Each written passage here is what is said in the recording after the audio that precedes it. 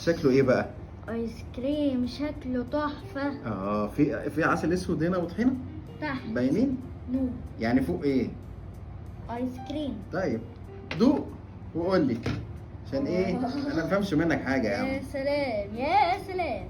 يلا، أوبا أوبا. ده ايس كريم سيليسو كري اللي هو بالعسل والطحينه. بسم الله. وقول لي حاسس بطعم ايه بالظبط بقى؟ حاسس بطعم عسل اسود. بس اه والطحينه يعني نص ونص. نص ونص. القوام بتاعه يعني مرن، يعني مش جامد.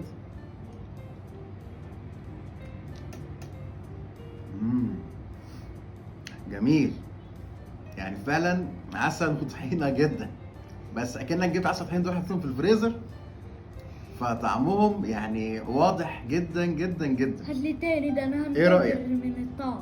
ايه رايك؟ تحفة. جميل، شكرا. حلو جدا صراحه، طعمه جميل واضح. تقييمك كام؟ 10/10. 10/10. انا تقييمي ليه 10/10. قوامه كريمي جدا، ممتاز طعم جدا. العسل الاسود والطحينه باينين جدا، لا ممتاز، مفيش فيه غلطه، سكره مظبوط، يعني تحفه. تحيا لي تحفة، سالي تحفة. سكري.